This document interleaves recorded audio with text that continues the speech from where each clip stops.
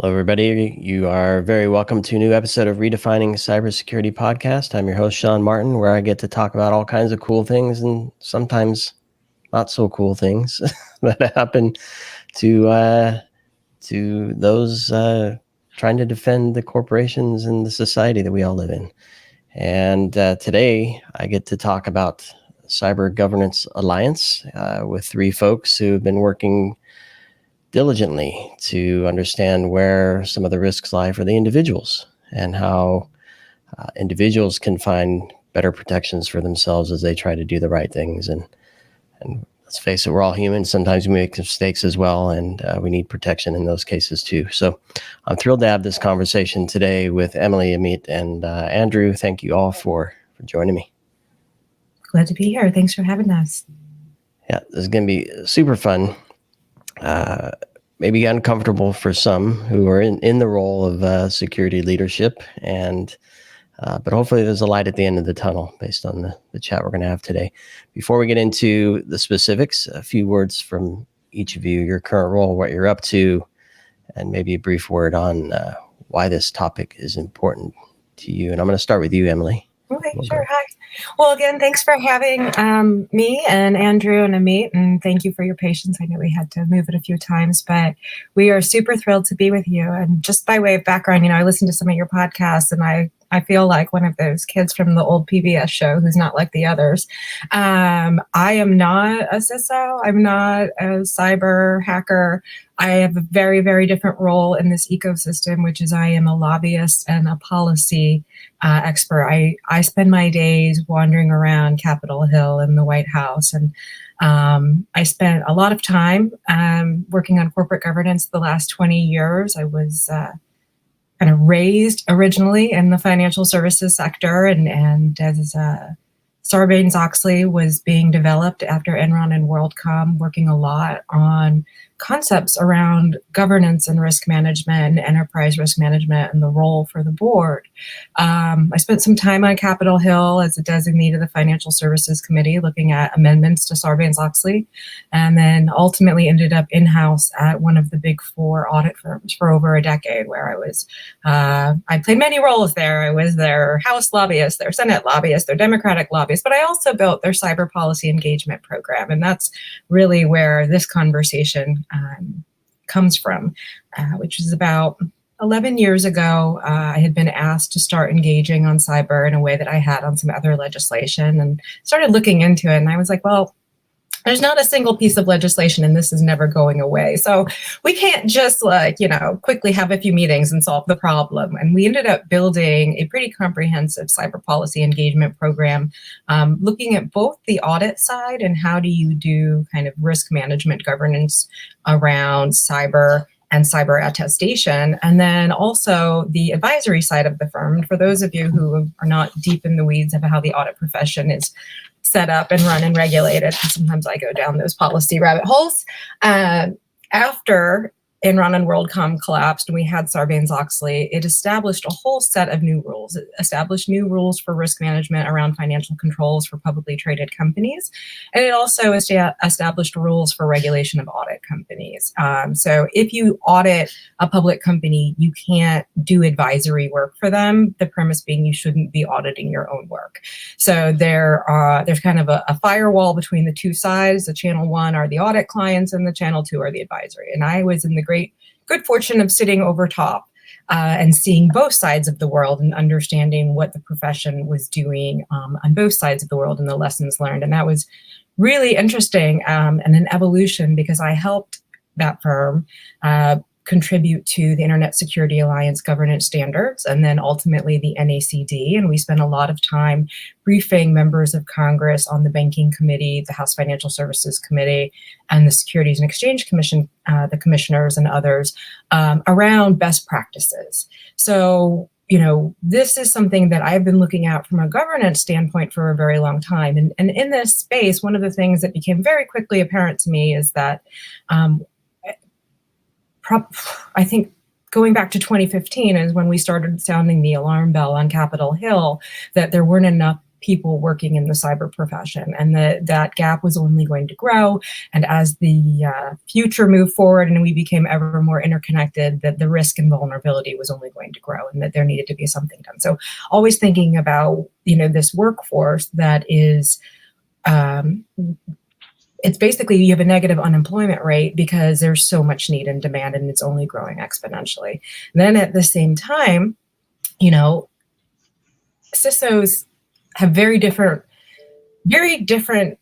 roles in different companies, and many of the largest companies can afford to pay and bring in and gobble up the talent, where some of the smaller ones don't have that. And given that we're such an interconnected economy and so dependent on supply chains, that creates a lot of vulnerability, especially when you think about like mid-market vulnerability and supply chain vulnerability. So these are things that we've been thinking about. And as the SEC came out with this claim on when it was October 31st, naming SolarWinds for getting attacked by Russia, and also the CISO, I found that personally offensive. Because I had been, not being a CISO, but I found it personally offensive and rather horrid, because knowing what I know, that, many CISOs don't necessarily have control over their budgets, that they're subject to business decisions, that they're fighting thankless tasks, they're often under-resourced, that they may not have direct connection to the board. Sometimes they report to the COO, sometimes they report to the CEO, sometimes they report to the CTO, sometimes they report to the CIO. There is no governance structure. And the many times that I worked on amending Sarbanes-Oxley over the years, Congress was not considering this. Now, certainly after the SolarWinds and Colonial Pipeline, the Cyber Solarium Commission was stood up by Congress, and they recommended a Sarbanes-Oxley for cyber, which is governance standards. And they said, we need this. And they sent letters to policymakers, and some of the Cyber Solarium Commission members themselves were members of Congress and introduced legislation. We didn't go anywhere. I am ride or die legislative branch separation of powers. We have 3 branches of government for a reason. So when the when the Securities and Exchange Commission came out, which is a member of the executive branch, for those of you who are not living in the world of Washington, D.C. every day, the executive branch came out without an act of Congress and said, hey, we're going to hold this individual personally liable, even though Congress has not given us direct explicit authority or guidance, and we're going to sue them and name them because of what they did, even though they don't necessarily, under law, have a role. We're going to name and shame you. And that, to me, was wrong. And it was really challenging. And I know I have lots of friends on the Democratic side who are a little frustrated with me, because I came out very publicly against a Democratic administration and said, hey, I fully believe in cyber governance standards. There's absolutely a need for them, but I also believe in the separation of powers, and I also believe in protecting our workforce. And I think it's wrong that you're going after one individual when Congress has not given you the authority to do that. So I penned a little op-ed on LinkedIn and started getting phone calls. And that's the long story of how we ended up here, because I brought Amit in, who is one of the most brilliant cyber regulatory experts I know. She's much deeper in the weeds than I am, and she used to run global cyber reg policy for Intel. I met her in a previous role in Lifetime, and I knew I needed her. I knew she had been the lead on some coordinated vulnerability disclosure, Amici, that had gone forward. And we got to know Andrew, who graciously and amazingly took up the drafting of the amicus pro bono. Thank you, Andrew, and thank you, team at Cooley, and thank you to the team at Freshfields who also contributed. But these guys worked tirelessly over Christmas and New Year's through the holidays to pull the policy arguments to develop an amicus that was submitted on February 2nd, challenging the SEC on the basis of protecting the CISO and the cyber profession and all the ecosystem that goes around that. So I thought it would be really great for all of us to come together and for you to hear from them and their perspectives as well. I agree wholeheartedly, and we'll get to the amicus in a moment, maybe as part of Andrew's introduction. But I know Amit's been on the show. Dr. Elazari, it's good to see you again. We've discussed disclosed.io, and responsible disclosure and protecting the researchers that do the hard work of identifying and properly sharing information where we have weaknesses. And now you do a lot with policy, with OpenPolicy. Maybe a few words about what you're up to and why you're excited to be part of this. Yeah, fantastic to be here with you again. Thank you for this opportunity.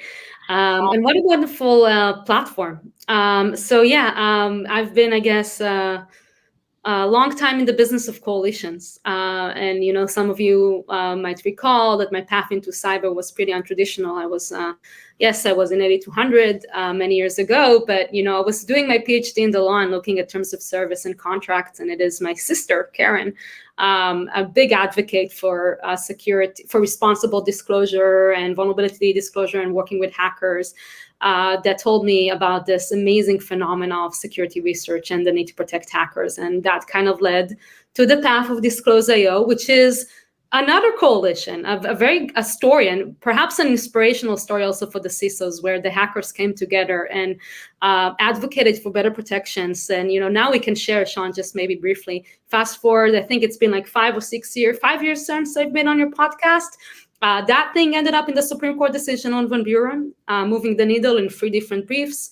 It is now required by all federal agencies in CISO regulation. It was in a position of the Parliament for the European Parliament to be in the Cyber Resilience Act. And that language is now adopted by thousands, if not, I want to say tens of thousands of programs protecting millions of hackers. So that safe harbor movement, perhaps a crazy idea and of a student at Berkeley and a lot of community work behind it led to real change. And now we have another opportunity here in a different area, perhaps a call to action for coalitions of CISO.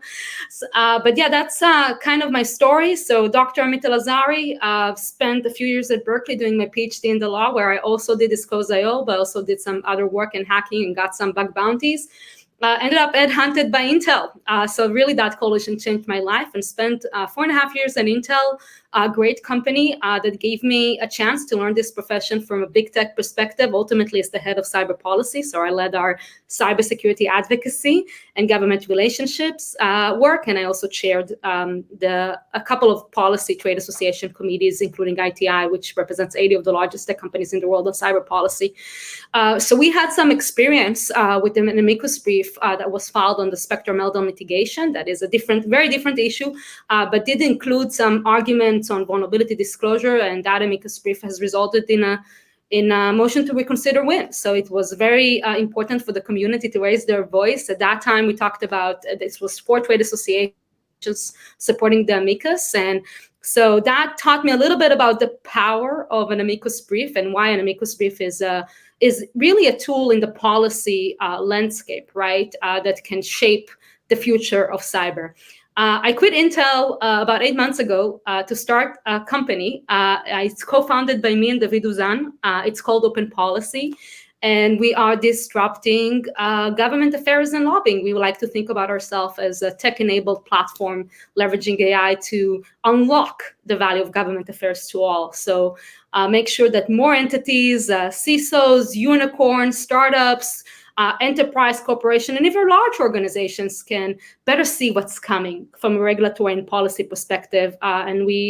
Right now, we really focus on cyber and AI, and we are pretty fortunate to be named on the executive order page and work with some of the best companies in the world, like Armis and Indian Layer. So this is pretty exciting.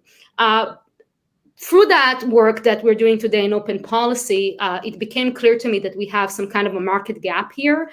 The CISOs had a really important opportunity to raise their voice and engage on this topic, because it was the first kind of decision of any type of regulatory agencies coming in and trying to claim liability in an attack that is really APT driven, right? A very sophisticated attack. These were things that were happening, alleged to be happening before we even had the cyber rule released. And what's fascinating is the CISO community is not really well organized together. There are amazing people out there. There are amazing groups, people like Robert Rodriguez, SINET, that really helped us in this effort. Organizations like ISA that really helped us, but not really one place for all the CISOs to come together and advocate. And as a platform that is organizing, communities, we just saw that gap, and we felt that we can help at least on the policy arguments. So that's the role I played there, and I'm happy to go a little bit more into the weeds of why I felt personally that, from a personal perspective, from an academic perspective, it's a really important cyber policy issue that if we don't get right, we really have a lot on the line for the next decades to come. Yep. I love it. Yeah, I see tons of little factions of amazing CISOs, right? They all have their own little groups, some small, some big, to bring them all together and to enable them and empower them as a community. I think that's super cool. So I'm excited to get into this. Andrew, a little bit about what you're up to, and then lead into the amicus. Tell us a bit about what that looks like. Sure, happy to, and thank you for having me part of this pretty fantastic group. So a little background on me. I am the head of the white collar defense and investigations practice at the law firm Cooley. I've been here for about 5 years. Before that, I was with the Department of Justice for about 9 years. For 7 years, I was a prosecutor in the Southern District of New York. I was the head of the public corruption unit in the Southern District of New York. And then for 2 years, I was part of the Robert Mueller team investigating Russian interference in the 2016 election. We got involved in this amicus effort when we were reached out to by Emily and Amit, and also by the lawyers from Latham and Watkins who were representing SolarWinds and Tim Brown, to see if we could help put together this brief on behalf of the CISO community, the cyber security community, that would make some of the arguments that we'll walk through, but that'll help the court understand what the risks are if liability gets imposed the way that the SEC is trying to impose liability here on both the company and on Tim Brown as the CISO. And we were delighted to do it. Cooley has a huge cybersecurity practice. It's a big part of sort of what our firm does. We interact with CISOs and with cyber professionals at companies all the time. So this was right in our wheelhouse. We partnered with the law firm Freshfields and with a former Southern District colleague of mine, Tim Howard, who was the lead for Freshfields. And we worked closely with Amit in particular to both draft a brief that the CISO community and that cybersecurity organizations could get behind, and then also to recruit people who would sign on. We ended up with a total of 30 signatories to the brief, a combination of CISOs, current and former, many from very reputable companies where it's not so easy to take a position adverse to the SEC. And I think the issues that this case raises are important enough to the CISO community and to cybersecurity more broadly that we had a lot of people really wanting to get behind what we were doing. I think it might be helpful just to give a little bit of background on the case for your audio viewership. And so if I could just go backwards a little bit in time and talk a little bit about the case. Emily raised some of this as she was speaking. But basically what happened here is, back in December of 2020, SolarWinds discovered that it had become the victim of a huge Russian-sponsored cyber attack. People called it Sunburst, and it turned out to have been a lengthy effort by the Russian government to get into SolarWinds' systems. The company jumped into incident response, and it disclosed the attack to investors on the next trading day. There clearly was an SEC investigation that was mostly quiet and that people did not know about. But then last year, 3 years after the attack, the SEC brought a civil enforcement action in the Southern District of New York against SolarWinds and its CISO, Tim Brown. And the SEC's charges span sort of the whole period from the IPO of the company all the way through the attack and its aftermath. Tim Brown was the VP of Security and Architecture and the head of Information Security, and he then became the company's first CISO. And the gist of the complaint that the SEC filed was that SolarWinds overstated its cybersecurity practices and understated the risk that it could be a victim of an attack like Sunburst. The SEC also has allegations about SolarWinds SEC filings in the aftermath of the attack. The SEC says that the filings did not reflect all of the company's knowledge about the attack. And the SEC also took issue with the SEC filings in advance of the attack, saying that, again, that SolarWinds did not properly disclose its vulnerability to this kind of an attack. So last month, Tim Brown and SolarWinds filed a motion to dismiss the SEC's charges, and they made arguments in all kinds of different ways. They talked about effectively, the SEC was re-victimizing the victim of this attack, and was moving the goalposts for how companies should handle cybersecurity issues. It also, became evident that, this was the first time that a CISO was facing an SEC enforcement action for their role in company securities filings. We argued in our amicus brief that this was really the first time a CISO was facing an action for basically doing his job.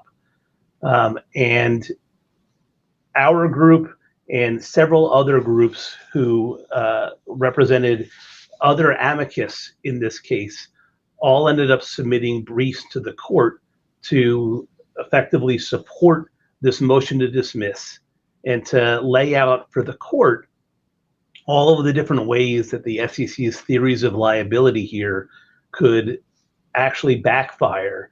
And in a case that's about trying to get companies to disclose properly what their cybersecurity vulnerabilities and issues are, our argument was that, or one of our arguments was that the result of these charges could actually undermine cybersecurity by inspiring companies to over-disclose, put too much information out there, or potentially to chill the kinds of communications you want to have both internally and externally with other companies, with government regulators about the kind of cybersecurity issues that you need to be discussing in order to deter the kinds of attacks like the Sunburst attack from the Russian government. So I'll leave it at that, but that's a general background of where we were. That's fantastic. Emily, I don't know if you want to take it somewhere, but I was looking at some of the items in the amicus, and the impact can be broad and deep to the role, programs, companies, ISACs sharing with each other, government entity, critical infrastructure, perhaps even fending for themselves and having a group to partner with to fend for collectively as each other. So I think what's really cool about what you're working on is bringing this community together to, I believe, understand what the right ways are to manage programs and to we're not saying get rid of responsibility here, right? And let people run freely with fraudulent activities. It's an understanding of what's appropriate, how to work together, how to recognize the role and measure the role and audit the role and look at all that it does. So maybe, can you kind of walk through some of the things you were thinking about with this? Me or Andrew? One thing I had meant to say just to frame this so that everybody knows what the status is. After the after our amicus filings and others, and the company moved to dismiss the SEC's charges, the SEC decided to amend its complaint. And a few weeks ago, the SEC put out a new version of its complaint, which it's interesting in several different ways. One of which is that they added something like 50 pages of new allegations, all focused on Tim Brown and his conduct. And, in a way, that's clearly a direct response to the different arguments that the amicus or the amici made in explaining to the court what all the risks were here, because it's clear that the SEC's response is to say, no, this is a very specific and unique circumstance. If you look at all of what happened here with Tim Brown, this is not something that's going to affect companies and CISOs nationwide. This is something that's very particular to this circumstance. We are likely to be filing a new amicus, or effectively a renewed amicus, at the end of this month in further support of dismissal. And we'll be reaching out to CISOs and cybersecurity organizations to get additional support. We'd like to actually have more support than we had the first time around. And it's one reason why we're delighted to be on this podcast. But we think that many of the issues, the core issues that we raised the first time around, are not solved by the SEC's new charges. And so that's something that, as between now and the end of this month, when we have to make a decision about filing, that we'll be talking to stakeholders and talking to CISOs and others to get support for potentially another brief. And I think, to build on everything Andrew said and tie it back to some of your thoughts, questions, and observations, Sean, what am I doing? We have created a new organization called the Cyber Governance Alliance, and it is an alliance of folks from different parts of the cyber community who believe and support cyber governance standards, but who also believe that there need to be basic liability protections for those doing or trying to do the right thing in a challenging situation, and engaging in industry best practices. And so we've stood up this new organization called Cyber Governance Alliance, and I'm happy to send you the link and hope that you will post it along with a way to sign on to Andrew and Amit's new renewed amicus. But the vision here comes directly out of my experience in financial services and corporate governance oversight. I spent over a decade working for an entity that was heavily regulated by the SEC. And I know there's lots of good folks over there. However, what they're doing is policymaking through enforcement. And this is not the first set of commissioners to do that. It happens, and it happens in other areas of the capital markets. And there's a lot of fear of speaking out because they're your regulator and they can put you out of business. The moment I saw was that I understand what's going on here, but I no longer work for an SEC regulated entity. I work for myself and my coalition partners. And I therefore have the freedom to speak out. I also happen to be someone who has been educating, the chair of the banking committee and his staff and the financial services committee in the House about cyber and how hard it is to manage, with 85% of our critical infrastructure in the United States in the private sector, having the sword of Damocles through this kind of lawsuit hang over cyber professionals who are being targeted by our foreign adversaries as acts of war, as acts of aggression to undermine our economic and national security. I just think that this is the wrong way of going about it. So my vision, when all of this came out, my response was there's a solution here, and it's based on what other industries have done successfully in the past, right? When Sarbanes-Oxley came forward, they adopted much of what the Big Four were already doing. They took most of the best practices and they made them law, or they made them regulations. There's a distinction and difference for those of us who are policy wonks here in Washington. But they also limited new private rights of action. And they also limited the ability to sue an audit firm for quote unquote aiding and abetting in certain financial cases. And I apologize, I should have let you know that there's a dog over here. She's very up in arms about it too. It's a dog-friendly show. But there is this precedent where, the big fight that was happening on Capitol Hill as Sarbanes-Oxley was going through was, how are we going to limit frivolous lawsuits? How are we going to protect the audit and the sanctity of the folks who are responsible for the audit? How are we going to create good processes? And how do we keep kind of like this onslaught of frivolous litigation from coming in and destroying the people who are supposed to protect our capital markets? And that's what an auditor does, right? They're supposed to be protecting the investor. So they changed the way that auditors are hired and fired, and they created a mandatory role for the board. And then they said the CEO and the CFO are personally liable and they have to sign the financials. But then they set up new limitations on private rights of action. And they said, if somebody is going to claim that, a bank or a financial services company or a public company committed fraud and their auditor didn't catch it, because auditors can't be everywhere all at once. And, certainly technology is helping us get there, but that creates new vulnerabilities and risks. That's another story for another day.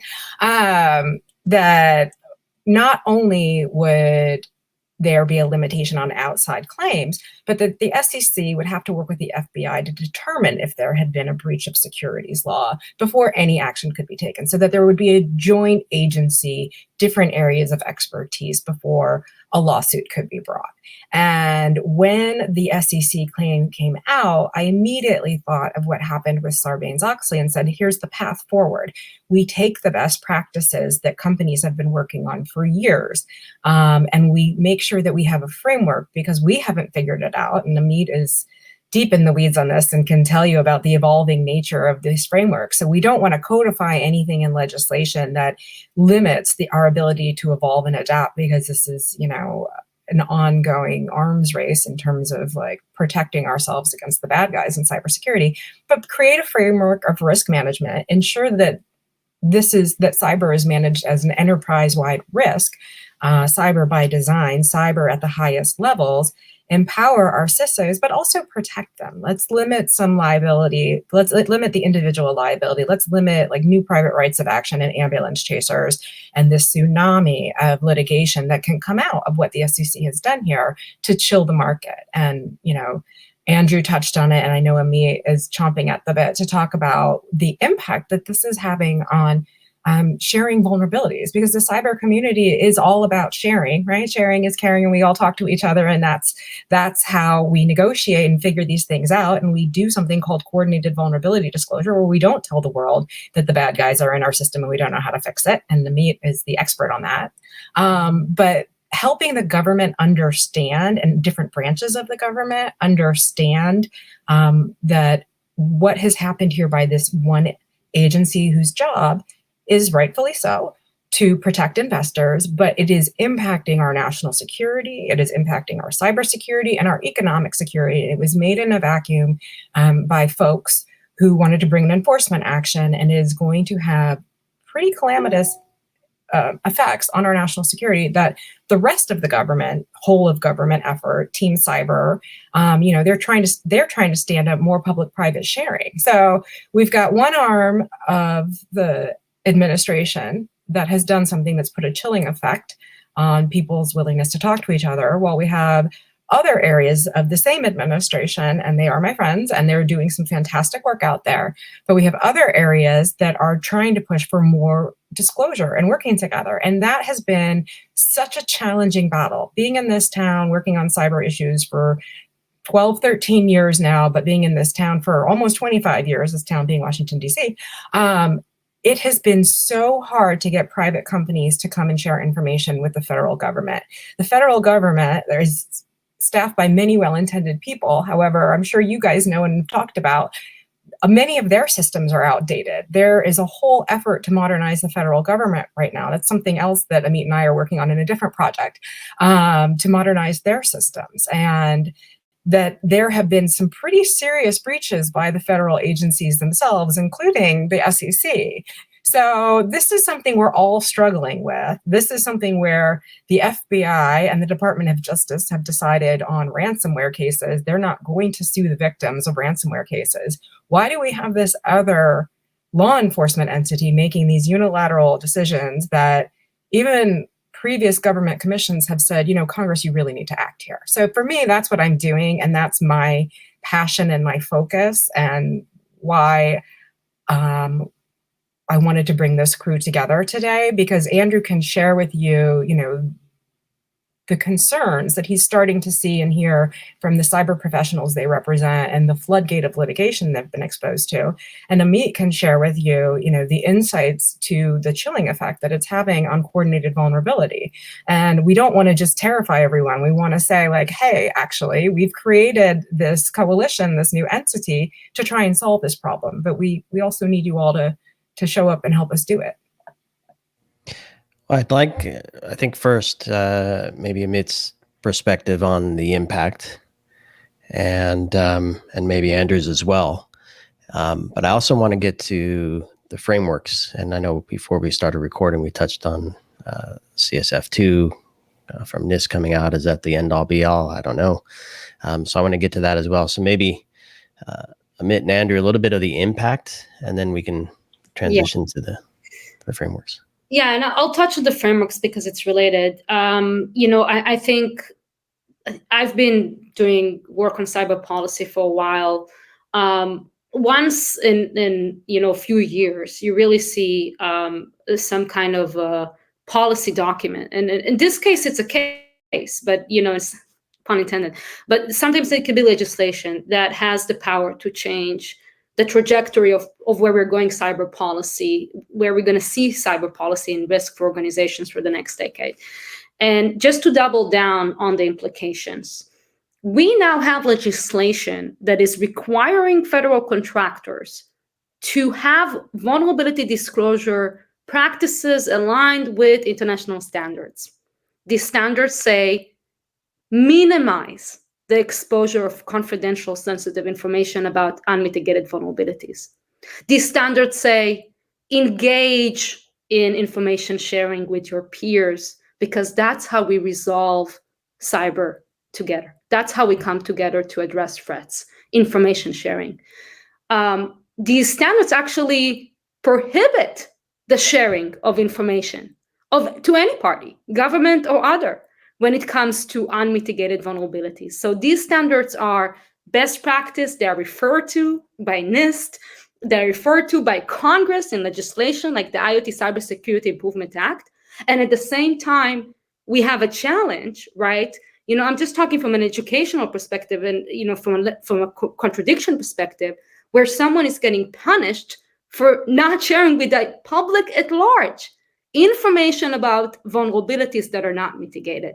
And throughout the amicus, we go into great detail in showing into these inconsistencies, right, between one action and the whole of government effort on public-private partnership building, showcasing how really the cyber practice is still emerging. As you shared, Sean, just this month, we had the release of a new cybersecurity framework, a revision that goes into great depth into new guidelines and documentation and clarifications needed when it comes to the CISO role and professional roles. So all of this is still emerging. And when you have a case like this, when it's personal liability of the top executives, the same executives that is navigating not just organizational risks. Think about the CISOs. In each and every one of their decisions, they might be protecting the nation at large. They have so many uncertainties they need to take into account and information that is constantly changing. And what's interesting, it's really kind of impacting third parties. So when you take all of that together, when you throw any uncertainty, and when we often talk about it, would say, regulation that is duplicative, regulation that is contradicting any uncertainty is hard enough in cyber policy. When you have a decision that has the impact to create such a chilling effects, from an educational perspective, from an ecosystem perspective, we really have a responsibility here to bring that ecosystem view. So we can go, the amicus brief goes into great detail into those issues, and we will have another opportunity to outline them. But my biggest call to action is for the community. I personally reached out to about 30 different CISO groups. Policy is hard. I've seen so many conversations on this case in conferences, in blog posts, in podcasts, in webinars. What really matters is how this community comes together and sees this moment to educate the court. And really the implications are way beyond just a particular case. So no matter which side you are, if you're not going to come together and put your voice there, it will be very hard to push this conversation forward. These are the venues where you need to be sharing your expertise and really explaining the impact on each and every one of you. And, coming from doing Disclose.io, where I was honestly, Sean, a bit surprised that it took a student from Berkeley, right, to go to DEF CON and coalesce a number of hackers. Of course, there were many community efforts around it, but I feel kind of the same. Like sometimes you need to come to a community and say, it's time to come together. So we are doing another brief. We need your help. We need your support. We need the CISOs to come together. And this is kind of my biggest call to action that I would love to leverage this platform for. I love it. And Andrew, your thoughts on this as well. And Amit mentioned this is more than just this case. It's bigger than just this case. It's not, I just won't do what Mr. Brown did at SolarWinds and I'll be okay, right? This is bigger than that. To describe what you're hearing, what you're talking about with some of the folks you work with.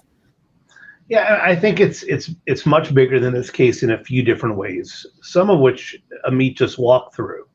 And that part of what enforcement actions are about is a way of setting the boundaries for the way that people act at companies, and it can change the incentives, not just how you act, but the incentives for getting into the business in the first place.